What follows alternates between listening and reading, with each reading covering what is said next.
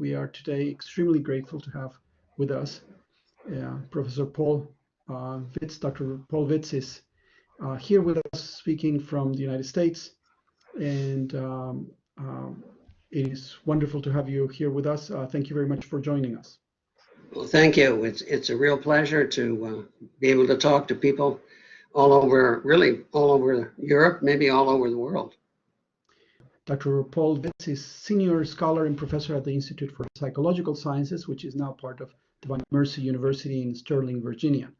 He's also professor emeritus at New York University. Dr. Vitz current teaching and research is centered on the integration of Christian theology, particularly Catholic anthropology, with psychology. This requires breaking from the modern secularism and postmodern relativism that are prevalent today. He's also working on the psychology of hatred and forgiveness, the psychological importance of fathers, and the relevance of psychology for understanding atheism and the psychology of the virtues. He is a co-editor of the recently published work titled A Catholic Christian Meta Model for the person, Integration of Psychology and Mental Health Practice. In 2019, he presented an introduction to this book to 3 universities in Spain. One of them, I believe, was Francisco Vitoria, and since then at various other places interested in a Christian, especially Catholic approach to psychology. Dr. Vitz, it's a great honor to have you with us. We're glad you're speaking to us from Sterling, Virginia. Are you? Well, nearby, Reston, Virginia, just outside of Sterling. Okay, which is not far from the nation's capital in Washington, D.C. That's right. Let me begin now. As you know, in the webinar, we're trying to explore the impact of COVID-19, the pandemic, from an expanded recent perspective. So let me begin by asking you a little bit about how your research and teaching has changed because of the pandemic. I don't mean by teaching online. I'm teaching about how you're thinking about the work that you've been doing in the previous years may have been modified or affected by the virus and the epidemic. All right. Well, one of the things that I've noticed, and maybe everyone has, but is that the interpretation of the virus has been very reductionistic in terms of the medical understanding of it. Often models were proposed that were highly problematic to begin with, and then presented to the public as though this was science telling you what the answer would be and what was going to happen. And at the very best, these models ignored the impact of the lockdown on people independent of the virus itself. In other words, you need to expand the framework within which you look at the consequences of a pandemic, not just look at the possibility and the real suffering of death due to the virus per se, but to look at the consequences of the lockdown on people's health and well-being as well. In other words, what is the psychological impact as well as the medical issues that you're addressing? And for example, in this country, at any rate, the psychological impact showed up in huge increases in anxiety and depression, increases in suicide, and in other forms of distress of a psychological kind. For example, many families that were already in trouble, things just broke apart when they were forced to be at home all the time with each other.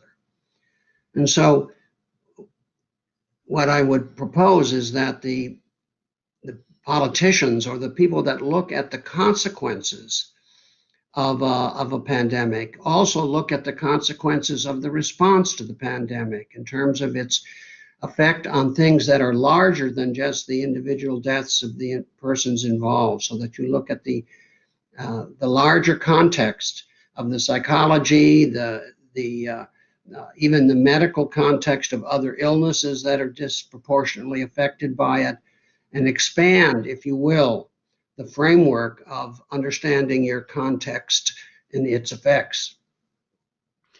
How would you advise professors, since most of our audience are university professors, how would you advise them to deal with students under the stress and situation that the pandemic is perhaps causing for their families and themselves? Well, of course, as you know, I'm a psychologist, so I would suggest that what I would propose is something like this, is that if a pandemic can occur with the lockdown that we've seen, or if other things could cause the lockdown, whatever events they might be, we should have available ways online for people like students who are upset and disturbed because they're lonely and isolated and not in a family context with other support. And so they need people. There should be ways for the psychologists or the psychology program at the university to go online and have internet sessions that are especially addressed to the problems of anxiety and depression and meaninglessness and boredom that might strike students. So those should be prepared in advance so that you know what to do when this happens. One of your interests is the issue of hatred and forgiveness. And in relationship to this work and the events that are happening, what issues do you see have concretely for your science and or professional life have this pandemic raised? I'm thinking specifically about the questions of the tension that has arisen because of the lack of freedom that people feel, not just in the United States, which is very noticeable, but also in Europe and in Spain. Well, I guess I would say this, that one of the things one has to avoid when you're in this lockdown is increasing your anger and hatred. At least first of all, anger is a natural reaction. It's not wrong one way or the other, but when you cultivate the anger, you create hatred. You're not supposed to let the sun go down on your anger. Scripture says, be angry, but sin not. And the sinning with anger is the cultivating it in a scenario usually of revenge or of getting back. And you cultivate that, and that is harmful to you. In other words, as Christians, we understand as Catholics that this is a sin. But everybody should be made aware of the fact that if you cultivate anger, you will harm yourself. In the short run, you feel good about it because it makes you feel strong and maybe morally superior and so forth. But in the long run, hatred and vengeance destroy your own life. And so you should let go of it if you can. You should come to an understanding of the person you hate and not hate them and recognize, why should I hurt myself? This person that I dislike is now causing me to harm myself by just cultivating anger about him or her. And so one of the things you can do is to talk to people in a way that would say, look, I know this is an unpleasant situation that you're in, but don't increase your own anger, bitterness, and hatred against those people you see responsible for it, because that will harm you. And of course, if they're a Christian, you say it, not only that, you're supposed to pray for your enemies. You're not supposed to, spend your time in vengeance. Vendetta is very pagan. It may be big in literature and it may be big in opera, but it's not Christian. But independent of that, it's not good psychology. It's harmful for you to get all involved in this kind of scenarios of revenge. And so you should try to spend your time, if you're in lockdown or something like that, focusing on more positive things. Above all, find some new things to do, learn French or study mathematics or enjoy a painting class or a history of art or something of that kind, or study opera or music or filmmaking. These are all wonderful things you can do when you have lockdown, and they're positive, and they'll keep you from sitting there and stewing in your own hatred. Let me ask you about another aspect of the pandemic. Many of our faculty members are in the health sciences, and a good number of them are actively practicing medicine even during these times because of the need in hospitals and so on, at various levels, medical doctors, nurses, and so on. On the one hand, what do you say to them from this expanded recent perspective, a view of psychology from the Christian view? And also, what would you say to the other side of the people who are also involved with health sciences, relatives and friends, and some of our own professors who have been to the hospital because of the pandemic? As you know, Madrid was very heavily affected. So we know, and have had colleagues and relatives who have been in ICU, have been very much affected, and some relatives, especially elderly, who have passed away because of it. So is there any word you can say first to the healthcare providers among our faculty, and also to those who are involved with healthcare as patients and relatives? Well, to the healthcare people, there's relatively little I can say, except for them to be aware of the psychological consequences that I've already mentioned, so that they should be alert to them. And it would be very helpful if the psychological clinics could address, online. In other words, the doctors are often the first line of observation of people with mental problems. And if they see somebody showing depression or suicidal thought, they should, if you will, if you have them available, if you have psychological programs available, you should tip off your clinic to say, look, you might email this person and ask that if they need some help, you might be able to give it to them. The other thing is always be aware that actually most of the information I've known about doctors personally has been they've been quite aware of the context of the situation, far more aware of it than the politicians who are making decisions higher up, that have sometimes shown to me their absence of understanding the context. So the medical personnel have in general, I think, responded quite well already. But I would suggest that if they detect anxiety or depression or suicidal issues, that they see that they take advantage of any psychological support that's available. Not on their own, of course, just tell the clinic, tell a psychologist, tell somebody. They know somebody who could probably use their help. Okay. Into colleagues who have gone as patients, what would you say to them? Say that again. To people who have been patients in hospitals or whose relatives have gone through the experience of the pandemic themselves. For them, well, in many ways, the most important part of that whole experience is probably a spiritual understanding of it. And as a psychologist, I have to beg out of that. In other words, the spiritual understanding, I think, would be important for people to get afterwards. And if they did discover that when they were going through the illness from which, let's say, they've recovered, if they discovered any special psychological issue that was on their mind, they should address it. Maybe they should have forgiven somebody. Maybe they felt a special need to be in touch with someone that they had failed to be in touch with. We'll tell them, now you have a chance to do that. So get in touch with that person you felt that if you died, you had let down. Okay.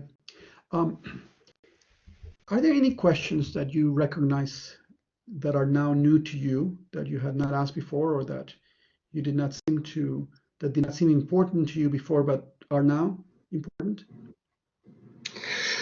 Well, yes, one big question, I suppose it's obvious, is that the effect of being of a lockdown and the extent to which people live on the internet has made it clear to me that studying the effects of virtual communication, setting up programs to deal with them, and other programs to deal with what is missing in virtual interaction are now suddenly becoming very, very important and central. I realize that the whole virtual world of psychology, or the effects of it, remain relatively unexplored and unknown. So what are the effects of having lots of virtual interactions and not many direct and physical bodily interactions? What are those effects?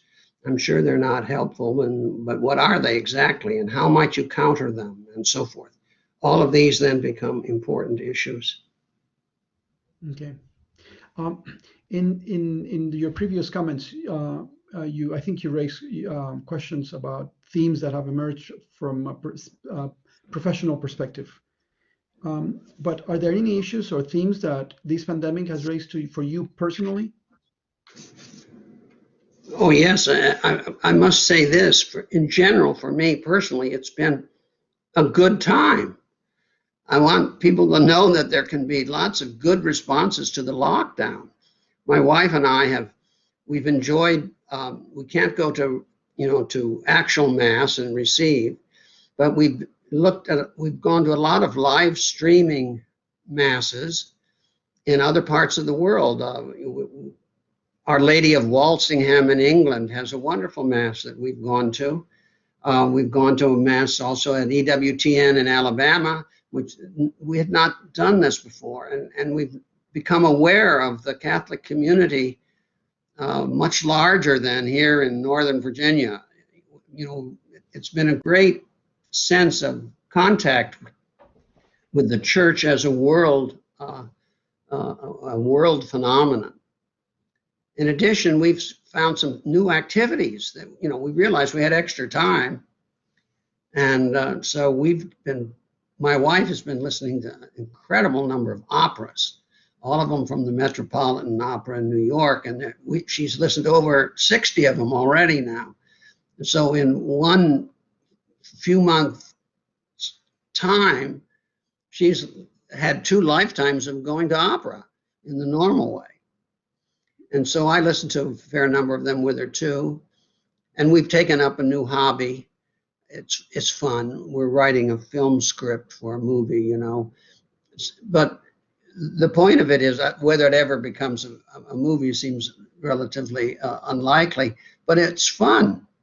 And so we're doing new activities and enjoying them very much. We have, of course, like most people, been not pleased with being cut off from our children and our family, but at least we've had the Zoom interactions there.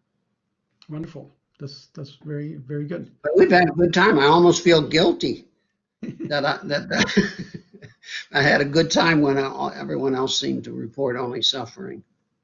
Now, one last question, if I may. Do you have any proposals from your science or profession that requires real dialogue with other disciplines? Thinking of the expanded reason perspective we like to propose. So do you have any proposals for real dialogue between or among disciplines to give a comprehensive and deeper response to the reality we live in? I have one proposal, for what it's worth. There's a relatively recent publication by an Englishman. Now he's secular, I'm pretty sure, named Ian McGilchrist, and he's done a wonderful job in a book called The Master and His Emissary, published by Yale University Press. And the reason I bring him up is it's a very profound study, along with some more recent publications by McGilchrist, on the narrowness of the scientifically reductionist mind that we have, that is now defining what we mean by what's true or accurate or valid.